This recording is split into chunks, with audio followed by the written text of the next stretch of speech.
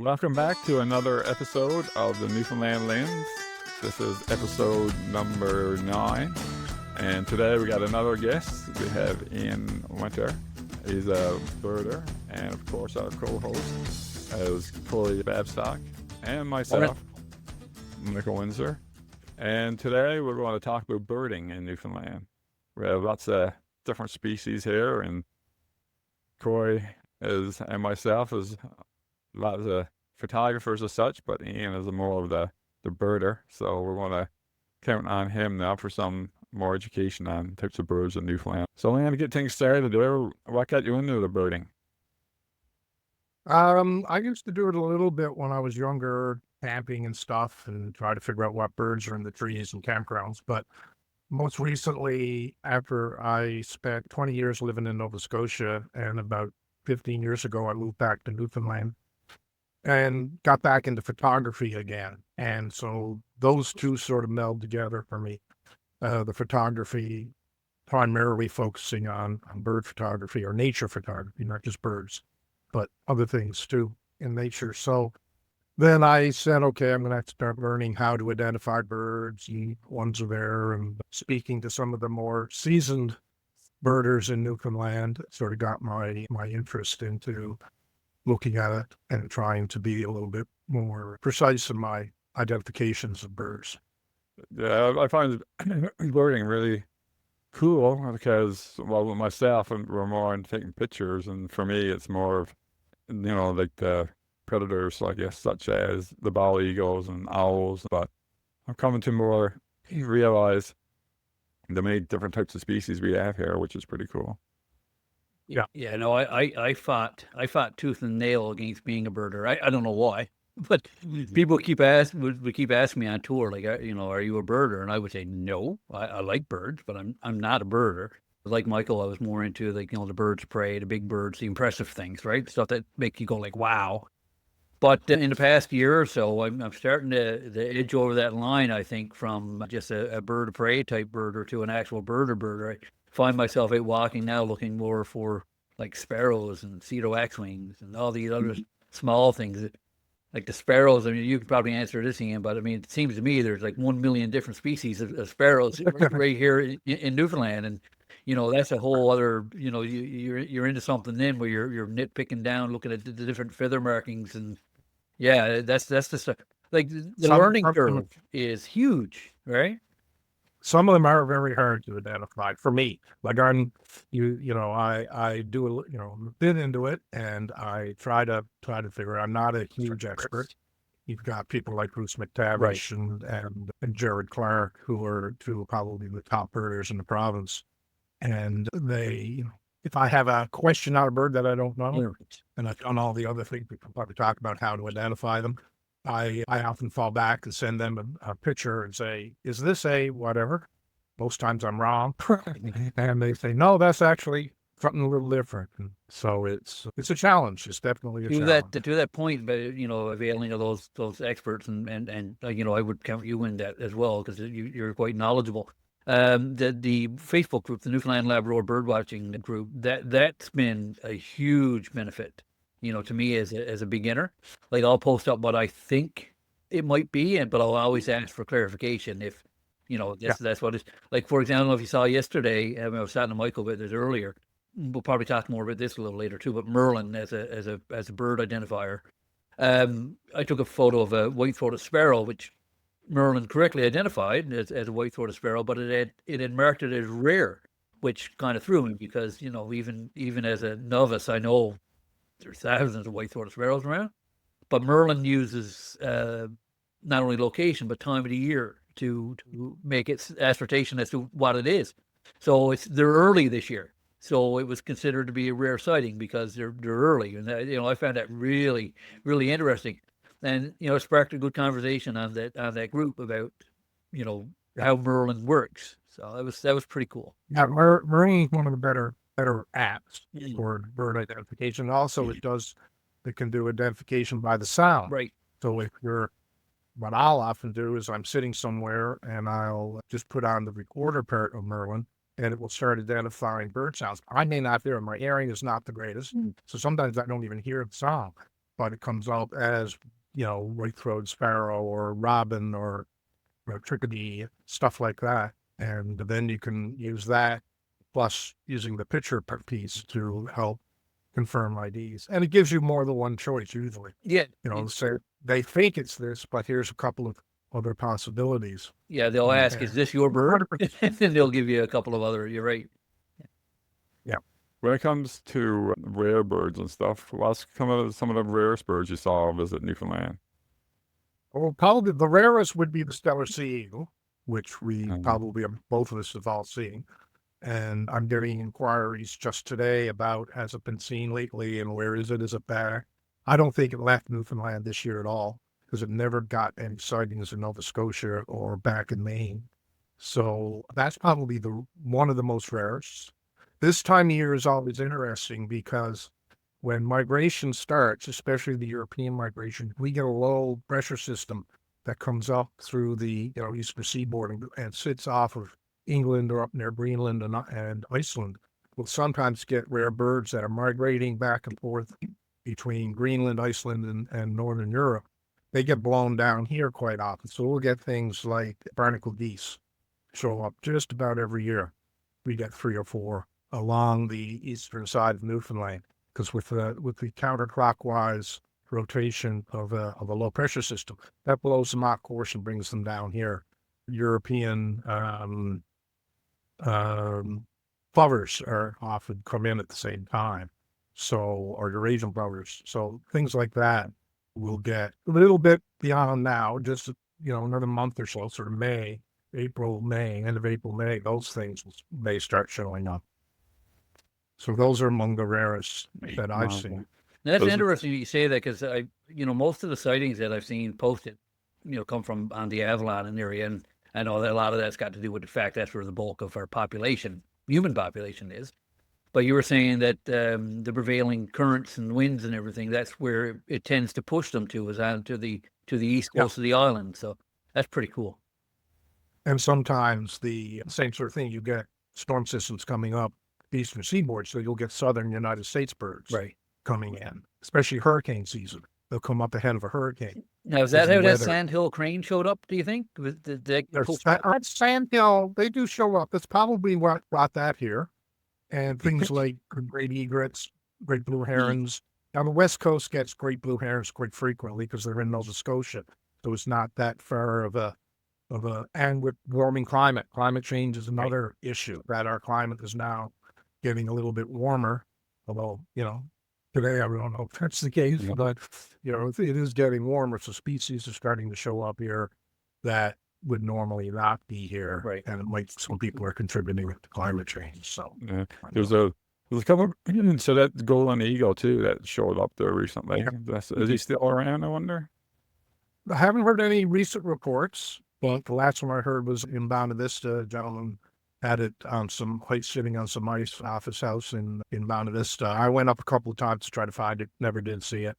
Well, I did see it, but from a great distance. So it was up where it was at the landfill in Port Rexton. Yeah. And but it's way up the top of a hill and not a photographic opportunity. But Do you have this question while you're here now? Do you ever see any hummingbirds around in Newfoundland, Labrador? I personally haven't, but they have been seen, again, most frequently on the West Coast. But Codroy Valley this area. summer, the Codroy Valley is a good spot for hummingbirds. But this past summer, down in Renews and Fremuse, down at Clara's and the other lady, can't remember her name now, Linda in Fremuse, they both had them, and they had, designated feeders, because they're a little bit different, because they're feeders. Yeah.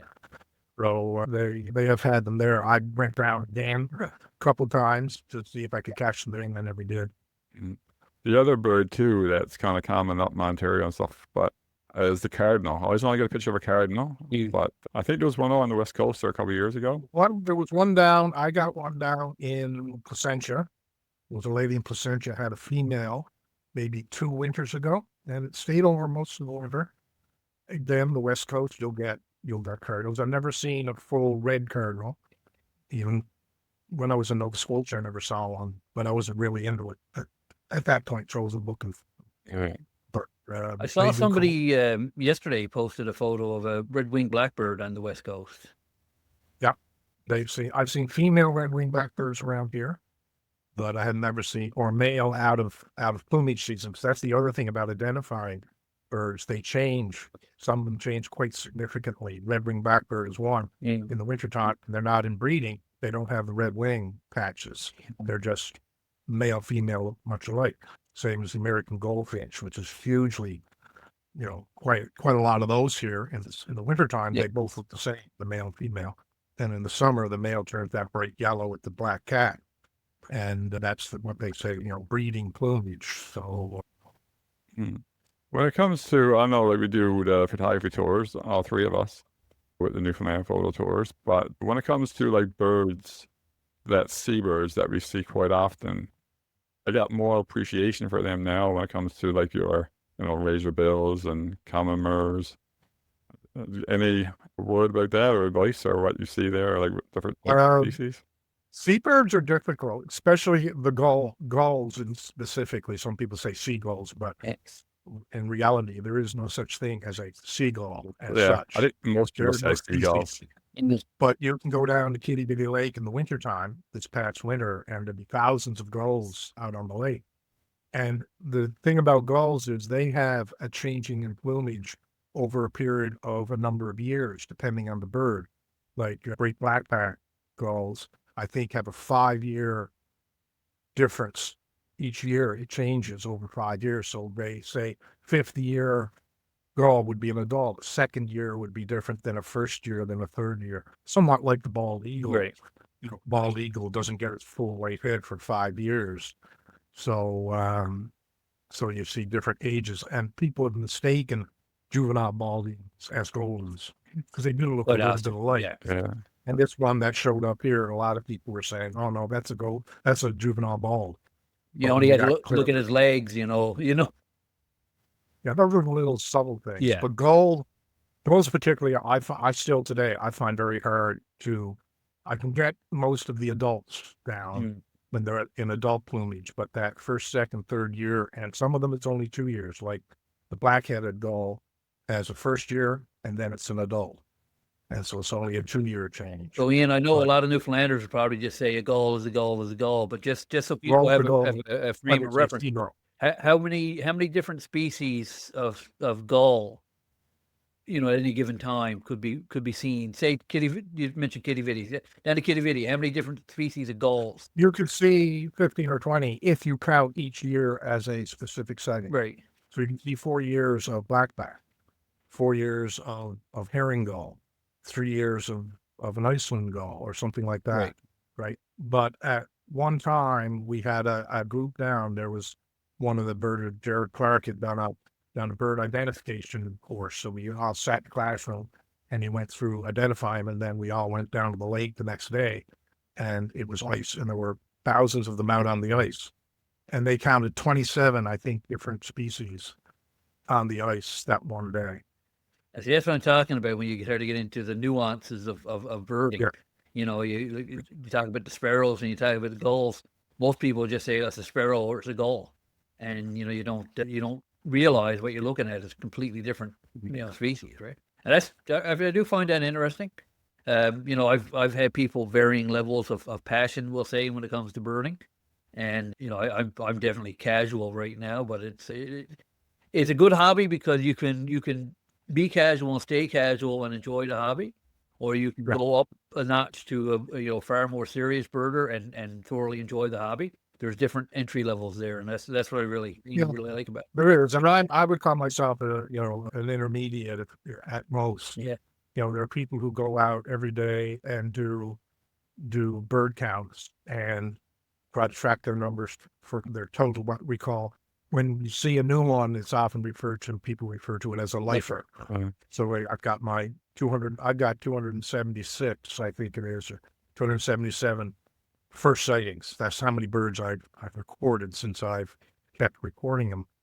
And some people are up in the hundreds of thousands, not hundreds of thousands, but thousands, because they travel all over the world, or all over North America. And some people are much more, as you say, intense. They have their big list. Then they had their yearly list. Yeah. So they tried to get their yearly list and get, like the first of the year, January 1st, all the really keen birders are out everywhere. And they're out looking for the really common, the junco, the chickadee. Just to get them off the list. Yeah, get them on their yearly Yeah. list. And they do it that way. Years ago, and I mean years ago, 30 years ago now, which is not yesterday, but I used to work with Parks Canada, and I worked with a gentleman named Greg Stroud, who was a very, very avid birder. And that man, one note of a song from a half mile away, and he's like, oh, that's a Ponciscan, or oh, that's a, right? And I was always in awe of the fact, and he could call them down too. Like, this is back way before there was anything like an app. There were no smartphones back then. There was barely any smart people, let alone smartphones. And he would make these sounds, vocalizations, and the birds would like come to him. And it was like, you're out there with a shaman or something. But what blew me away was just the depth of his knowledge back then. It was all there. It was crazy. That one of the coolest things, like I said, up to this point, I'm a photographer more than anything in the wildlife. But a few years ago, myself and Jared, we had some American birders come up for a promotion for birding in Newfoundland, and there was 4 of them. And I learned a lot about birders and I guess birding at that time. And they had, like I said, recording devices there, which was pretty cool. So they just record the sounds. And when you see a lifer, man, you just get some excited. It's like winning the Stanley Cup or something, right? It was like, man, you're jumping around. It was like, it's so excited. I was like, really? What's going on? But the other thing too was I found like they're really nature oriented. So like butterflies, you need types of butterflies and everything, right? It was like a real eye opener for me. Yeah, and that's the way Greg was too. So they're more like naturalists than they are just specific, birders. But it makes sense. I mean, you're out there looking for the birds. There's so much other things to look at out there. It just makes sense that your interest would expand, right, a little bit. So it's really the thing that I found interesting when I first got into this is why some people come here to look for specific birds, and because they're common here, but they're not so common elsewhere. Right. Boreal chickadee is a fairly common bird here, and I was involved several years ago with a osprey tagging program and satellite tracking program back in 2016, 2017.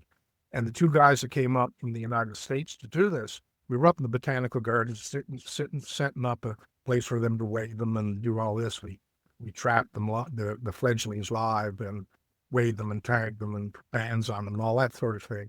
Yeah. And a boreal chickadee flew in. And the 2 of them did exactly that. They got so excited because they had never seen a boreal chickadee. Well, boreal chickadees, it's good.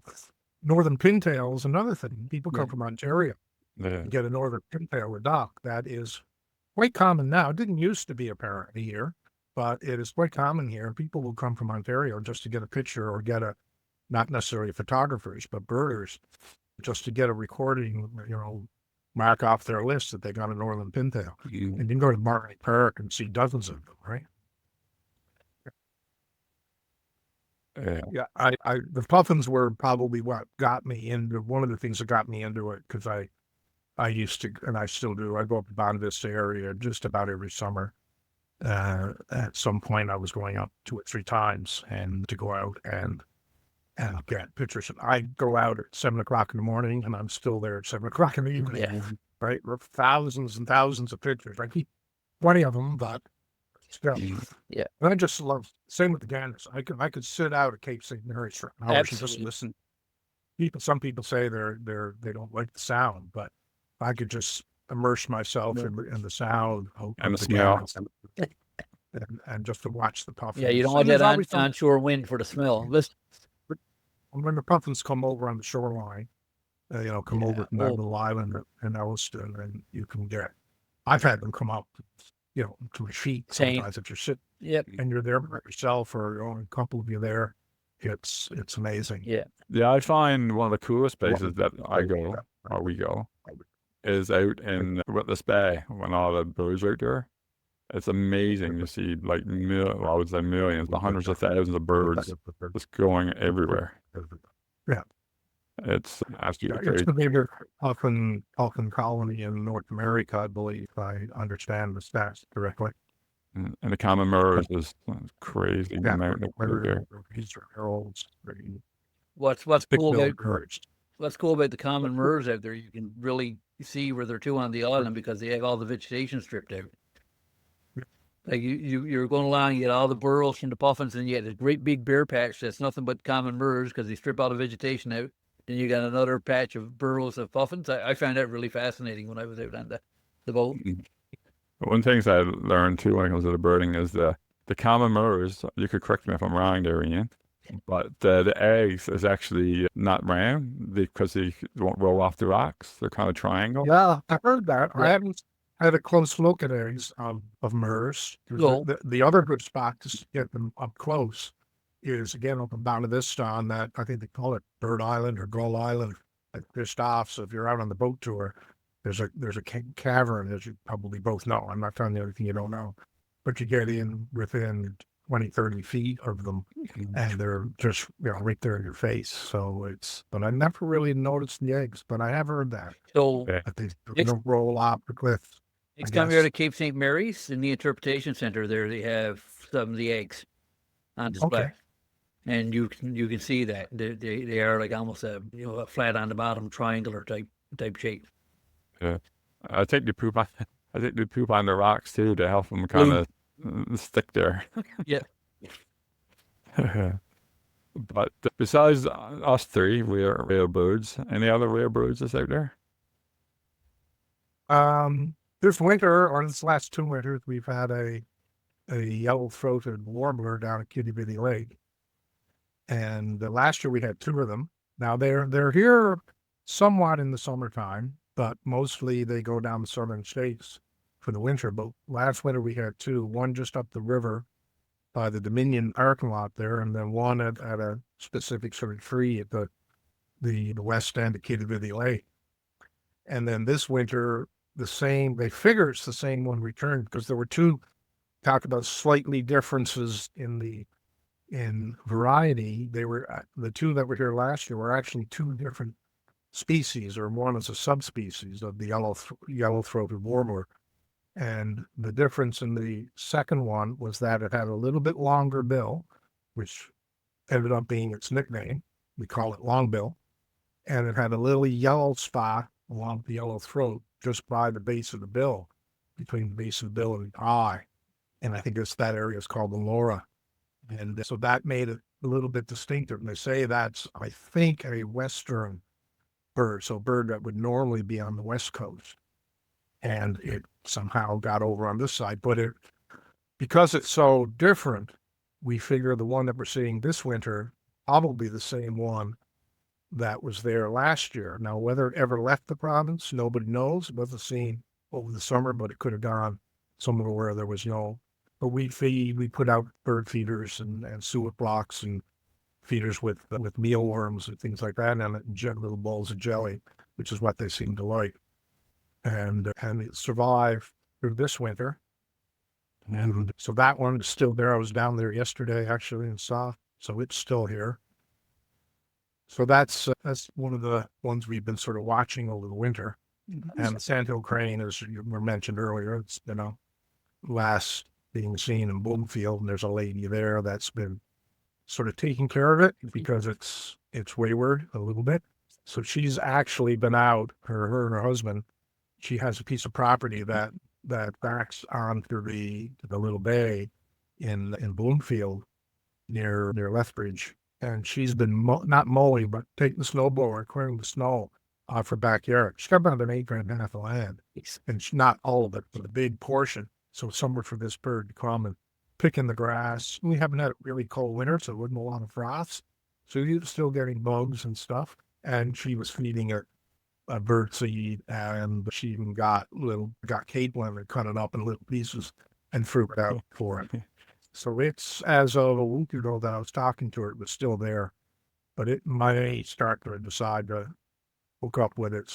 Now, this is not an unusual latitude for them to be in the wintertime. They're seen in the prairies. Yeah. But this front east, I've seen a couple of sandhill cranes from a distance, but this is the one got within, 15, 20 feet of it, your 500 millimeter lens is too big. You go back and get a shorter Right. look, and it's Yeah. great.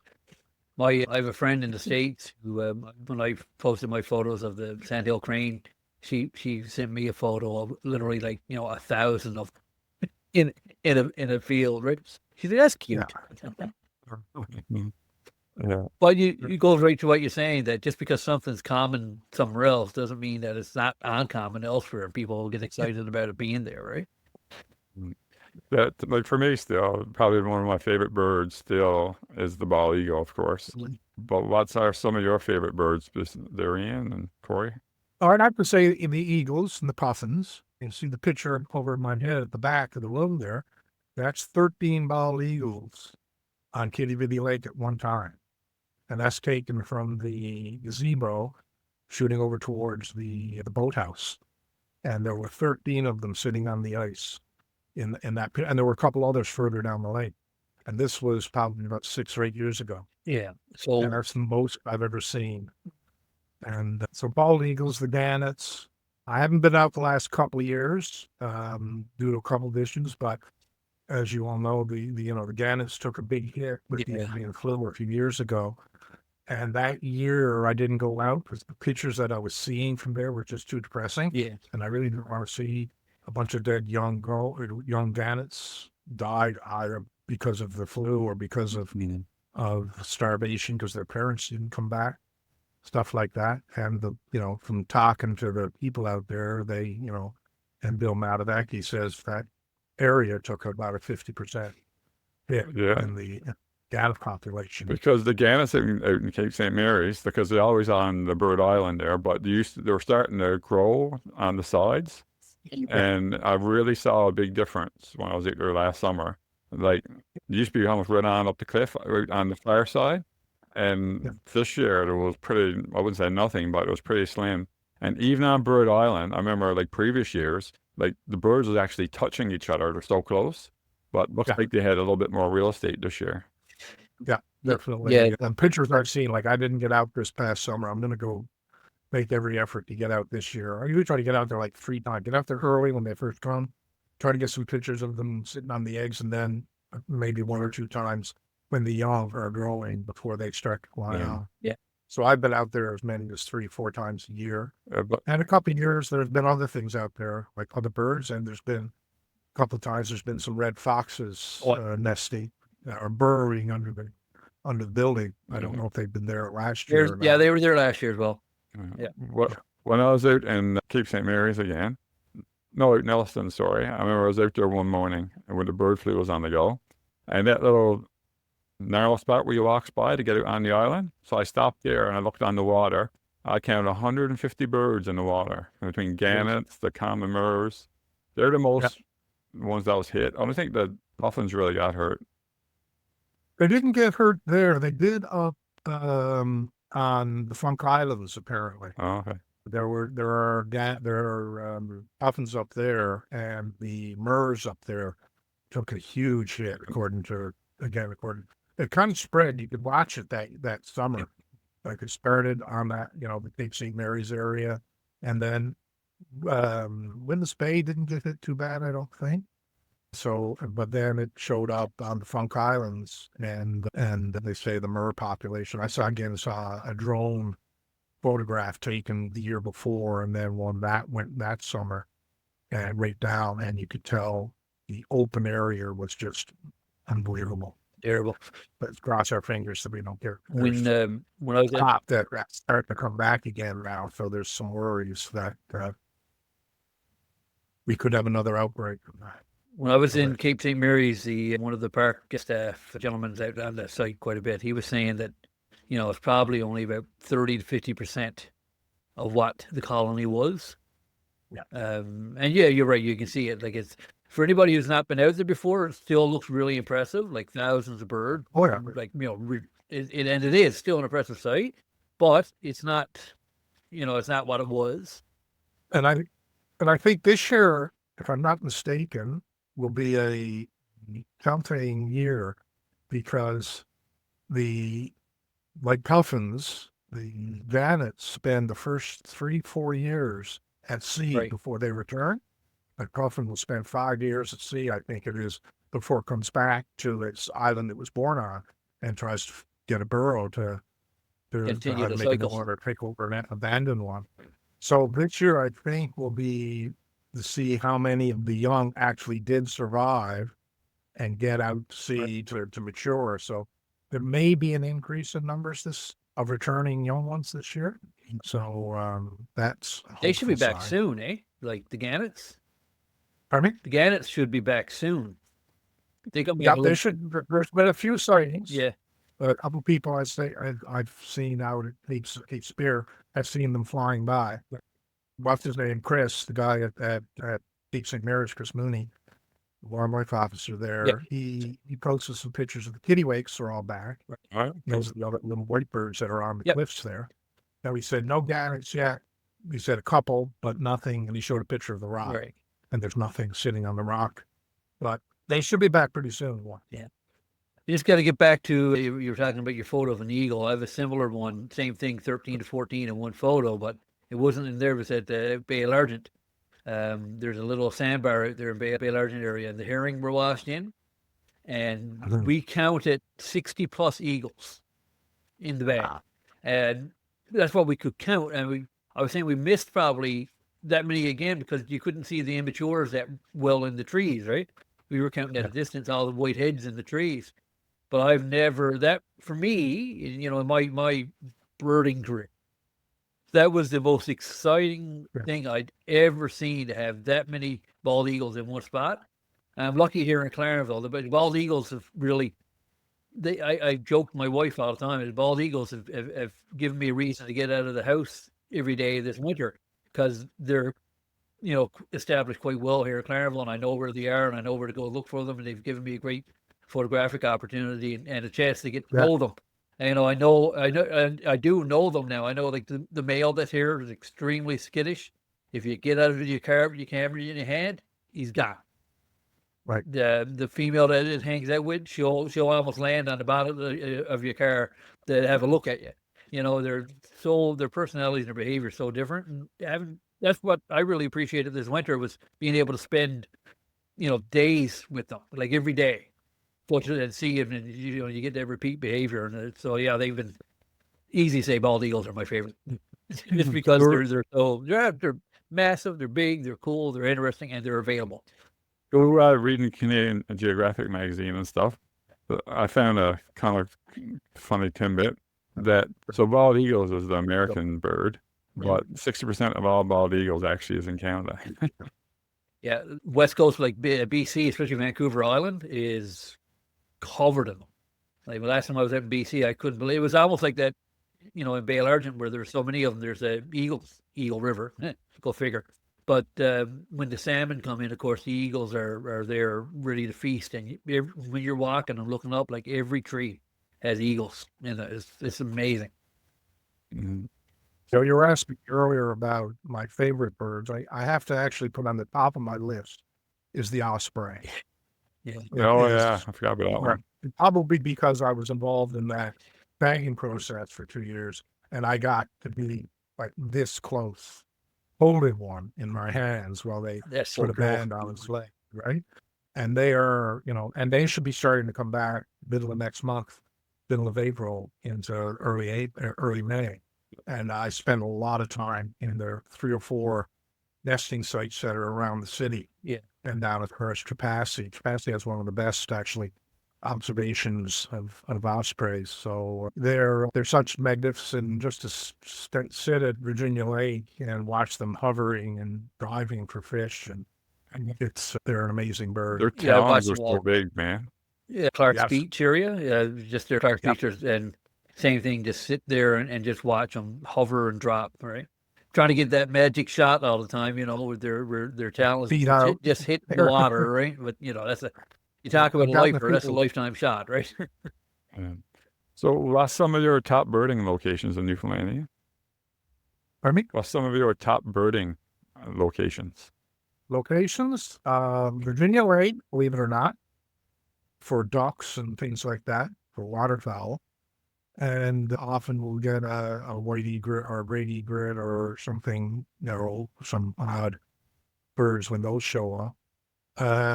Elliston, definitely, Witless Bay, and we're down the South Shore.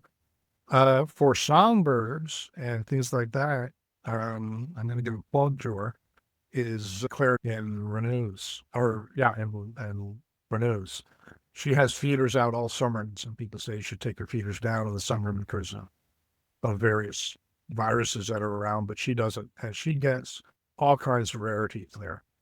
Baltimore Orioles, Bullock's Oriole, things like that show up. And she has had in the past couple of summers, we were talking earlier, hummingbirds show up by her hummingbird feeders. And she doesn't mind, a few people there. I'll often, if I'm heading down the shore, down the loop, I'll text her and say, anything at the feeders today? And she'll say, oh yeah, we got this, and this. Come on down. So that's one. The road out to Cape Race, there's usually some eagles and stuff out that way. Owls, sometimes short-ear owls. Out at the Cape itself, there's your regular seabirds and gannets and stuff like that. But there's sometimes on the various little coves out towards the lighthouse, you can see some rarities there. That would be probably some of them. Out in Portagrave, there's an island out there. I know I talked to my buddy with Ocean Quest. Out in Portagrave, there's an island out there in Fauntleroy. That's Bacaloo Islands or Bacaloo Island. There's a lot of birds out there. I haven't been out there yet. I think I go to about. Oh, I haven't been out there either. It's the largest storm petrel population in North America. They nest there, and in the fall, there's some issues. Storm petrels are much like puffins, the young puffins and the young storm petrels. They're attracted to light. Yeah. Now, storm petrels usually move around at night. They spend most of their day in their burrows, and they go out fishing at night. But they get attracted by light, and so in the fall of the year, we do a petrel rescue program. People are out picking them up. And they land, when they land on the land, they can't take off from land. Same as puffins can't.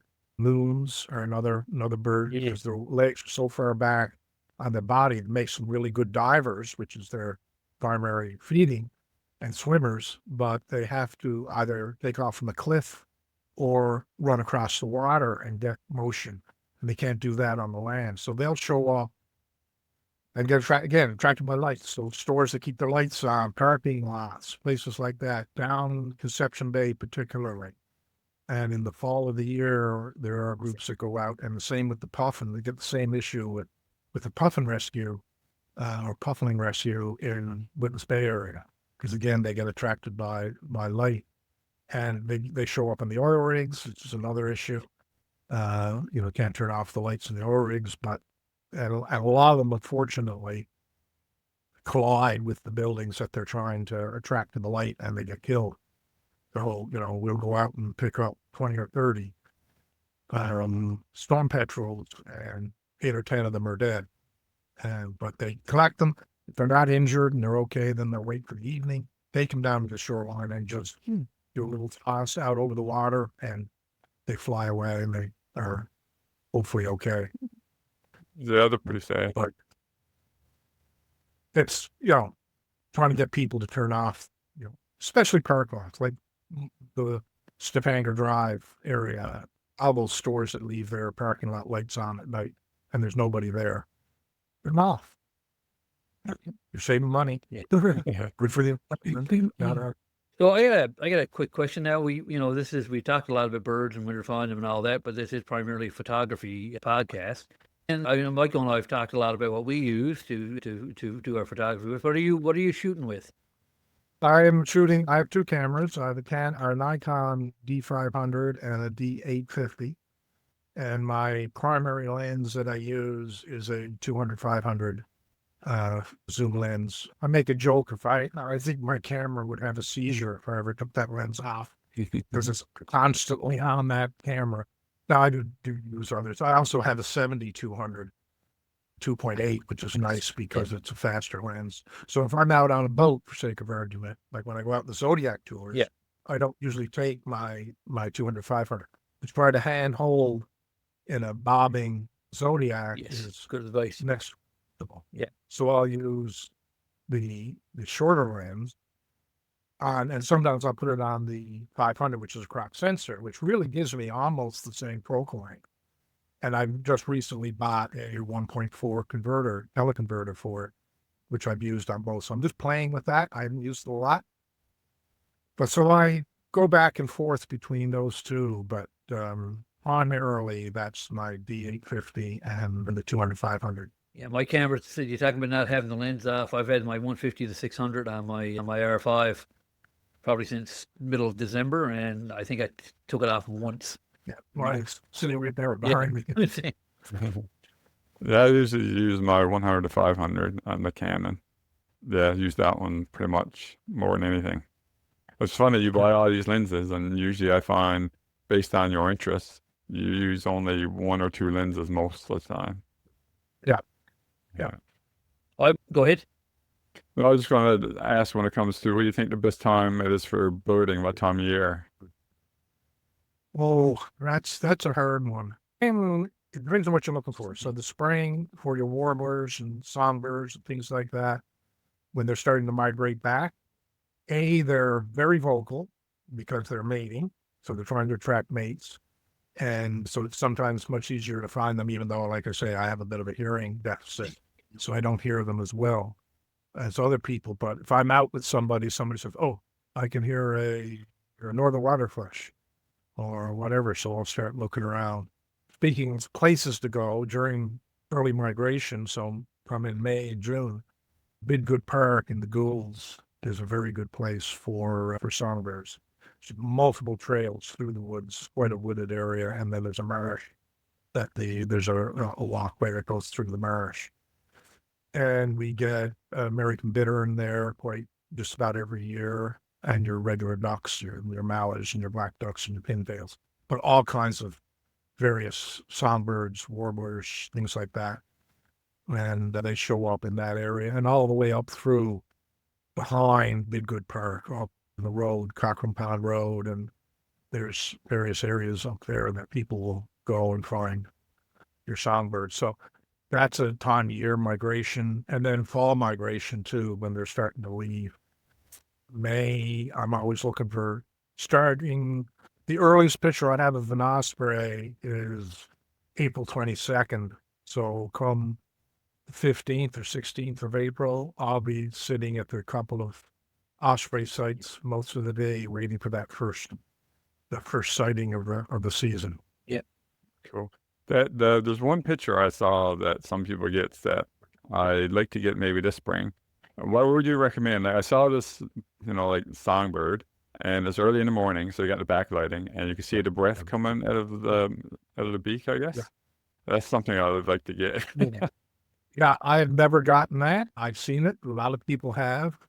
Yeah, early morning again. Yeah. That would be the time because it's still cool, and they're breathing, and you get that. That would be a lifetime shot for me too. So I guess Bidgood up there in that place might be a good Bidgood's spot is for that. good. There's a road called Bear Cove Point Road in Renews. Goes out to a lighthouse from the Bear Cove, which is on the other side. But there's Bear Cove Point Road, and that road out to that little automated lighthouse that's out there. Along that road, we often get, various warblers and things like that. And like I say, keeping an eye to those various apps that we were talking about earlier, the Facebook page. There's a couple of other ones. There's a WhatsApp chat group that if you can get on that, they will post rare sightings. There's also one called Discord. I don't use that one too much, but it is another where people will put up rare sightings. Some of them not rare, some of them are just, first time of the year, or anybody who's seen whatever, an osprey for Sigurd. Right. So those are other tools that you can use to keep aware. There's various Facebook pages too. There's the birding one, and there are others. And So the other thing too is when it comes to not just the bird itself and finding a location, is in the spring when it comes to actually getting the sun, as another rare Yeah. thing. yeah, yeah, So it needs a lot of things to line up in order to get that shot. yeah, absolutely. So that's why it's so rare, right? Well, everything has to fall right into place for you perfectly there. Yeah. When it comes to any different, I guess different bird activity and how to do it change between the spring, summer, and fall, anything you see? I just like the puffins. I can't think of anything off the top of my head. Right? So I guess and the puffins, for example, in Yellowstone, when they come first, they're all busy collecting grass, I guess, for their nest at the beginning of the season. And then I guess they have their offspring, I guess. And then I guess they're busy then just getting fish back and forth, eh? Yeah, capelin season. Obviously, you want that classic shot of Yeah. the beak full of capelin. I have still yet to get a really good one of that. Well, a few last year, really good. But Yeah, I've got a few, and so their activity. It's the same with the ospreys. If you know their habits, so the ospreys will arrive here, like I say, late April, early May. They start to rebuild their nests because they're like the puffins. They always come back to the same nesting site, the exact same nest every year, unless they don't survive the migration. They don't come back. But we've had the same pair of ospreys on the Snows Lane nest for 6 or 8 years now. One of them passed away, but then they have a new mate. So you watch for them, they're building their nest, and then it's difficult on most osprey nests to see into the nest because they're high up. But once you see one of them sitting on the nest and not moving, and the other one either bringing a fish to them or coming in, and then they replace each other, there are eggs on the nest. right. So if you can track when that happens, then their incubation period is about 31 days, 31 to 35 days. And then you might start hearing activity, not usually from the very young owlets, or the ospreys, the young chicks. When they get a little bit older, sometimes you can hear the stuff. The advantage of the Snows Lane nest, though, is that it does have a webcam on it, and you can log into the Newfoundland Light and Power. They manage the webcam, and so you can see the progress of that. So you're watching them grow and grow and grow, and then as they get big on the nest, especially if they are lucky enough to have 3 fledglings or 3 young before they fly, the nests get pretty crowded. And then they fight over the fish that are brought in for them sometimes. And as they get older, they will feed themselves. And then the next thing is waiting for the first one to actually take flight. And then they start moving around a little bit around the area, and then they move a little bit further. And then their migration back down south, which usually happens late October, early November, they're gone back down south. And then they're gone until next year. Yeah. Do you have any tips for spotting and photographing birds without disturbing them? Because I know there last year in Yellowstone, there was some picture going around on CBC of some kids trying to actually touch the puffins, which is, But any advice there? Everybody scares me with kids. Yeah. I have seen parents with kids and strollers right up by the edge of the cliff. And we try to tell people to stay back, and you guys probably already done this yourselves. Keep back a little bit, then they will come over. Now, some people just ignore them, and they'll just go right up and pick up their cell phones or their cameras and start photographing. But a couple of times I had to just almost walk away. I was afraid some kid was going to fall over the cliff. If they fall over that cliff, they're dead, right? Yeah. There's just no getting them back. Yeah. Cape St. Mary's is like that too. Like I've seen people go right up there. There's a reason they have those posts in the ground saying don't go beyond these posts, right? But people going right over to the edge is terrifying. Well, I had those American birders. I was up there. There was one guy, right on the very point where you get to the bird island, there's a rock that's hanging over the side. Yeah. With a line on that rock. I was like, man, I had to tell the people that it was kind of looking at me, I'm panicking just thinking about it. You're going to have to get this guy back in because if, it's just, you don't want any tragedy going on here today. Yeah. But I'm thankful to a little bit that I have a little bit of a height phobia. doesn't react every time I get near the edge of a cliff, but it does usually. So it keeps me back, Yeah. and it forces me to stay back. But when I see other people, especially, if I have a group that I'm with, you almost feel responsible for them. And they are adults and they make their own decisions, but you hate to see somebody fall over. As you fall, I you're not always, coming back. whenever we get to one of those sites, like either Elliston or Cape St. Mary's, I always, before we go out, I make a big show of changing my hat and saying, I'm putting my boss hat on now for like 2 seconds. You do not go near the edge of the cliff. Your cameras are very expensive. You don't want them to drown. Yeah, and some of the people that do it are people, that's a criticism. We'll talk a little bit about ethics of photographing, which we do talk about. I don't know how much time we have, but we all are using relatively long focal length lenses, and I've had people with 500 millimeter lenses wanting to get within 10 feet of a bird to get a picture. You don't need it. No. Unless you don't know what you're doing as far as post-processing and stuff, you can, you don't need to get. That's why you got the telephoto lens. So you don't need to get up close to them. Let them come to you. Like Elliston, I just sit on that little rocky knoll there. And I got really mad one winter. I was down at Kitty Bitty Lake. And there was a fairly big population of eagles flying around. And there were people out there, fairly well-known nature photographers and birders, throwing chicken parts out on the ice. They go, is it any different putting up a bird feeder to attract birds to your backyard? Yes and no, but, I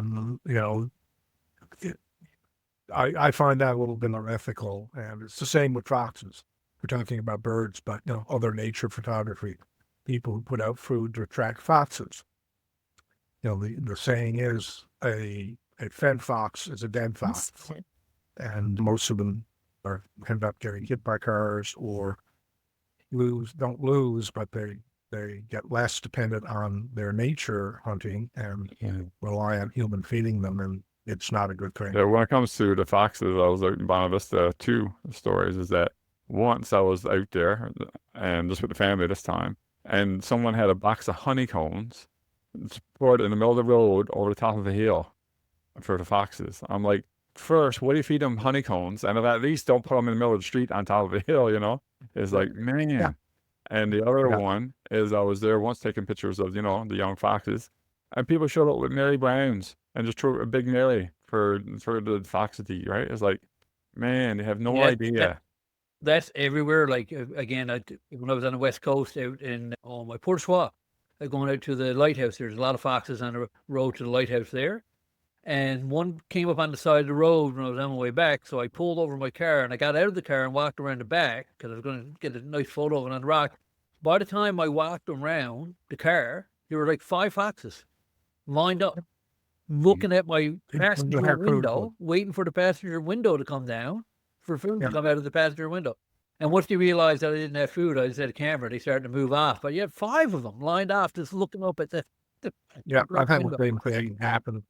Speaking of Signal Hill, when we get foxes on Signal Hill, of course, a lot of people up there, people are feeding them. They don't need to, right? Even the signage is there, don't feed the foxes, and big stories in the news of them having to go up and trap them and relocate them. That's not good for the fox. Did you catch the pair? Foxes that are some reports of foxes that are relocated tend to not survive. But they get them out of there because they're a danger to the public, they're a danger to themselves. And, how many times? Well, the one in Elliston for several years, one that had the bad leg, female that was obviously hit by a car at some point in time, probably hit by a car, not killed, but had a damaged leg. Now, she survived several years and had 2 or 3 litters after that, but still, it bothered me. Some people, again, a lot of people debate other ethics about birding and do you use an app to simulate the bird call to try to attract in birds? And there's a bird call that somebody developed called the mobbing song, you've probably heard. And it's a bunch of different birds that actually are might have been told, there are birds that we've recorded, birds that are in distress. So they call out their distress call, which will attract some of the others. And sometimes, various times of the year, they said don't use bird calls to attract birds. You confuse birds in breeding season, or you stress them out if you play a bird call. And this is my territory. This is a water thrush. For take an example, he hears another water thrush that's in my territory. It actually stresses them out. Yeah. And so you've got to be careful about when you use these things, or some people say don't use them at all. So there is an ethical debate about those things to attract birds to be closer so you can get a perfect picture. The other thing too that some people use is drones and stuff in certain areas. And I know I was on the West Coast and there was no birds and supposed to be around, but I had my drone up when I was taking a picture of a location. And all of a sudden, those two birds started attacking it because I guess I was around their nest. So I didn't know the nest was there, of course. I brought it down pretty fast. But the birds, they saw the drone, they came at it pretty quick. Yeah, I've seen that happen. Where was it? When go after a bald eagle, I think it was out the lake. A bald eagle go after a drone, and that was probably again. It was threatening. Yeah. So those are. Careful about. On that note, like a philosophy I've always used for myself, and when I'm doing anything, is take nothing but photos and leave nothing but footprints. And that's what I try to live by. That's just me personally. Like I said, there's a whole ethical debate on both sides of it. I'm not interested in the debate. I just know this is what I do for me, right? Yeah, like I said, we try to keep nature, wildlife like it is, or don't want to disturb it because we want to keep it there for future generations and stuff too. Yeah. So with that, I think we've been up an hour there now. Think we're good for this episode. Maybe we'll do another birding one later. And of course, thanks to Ian and one of our guides. My pleasure. Coming to Newfoundland looking for birding itself, then we do have an expert here.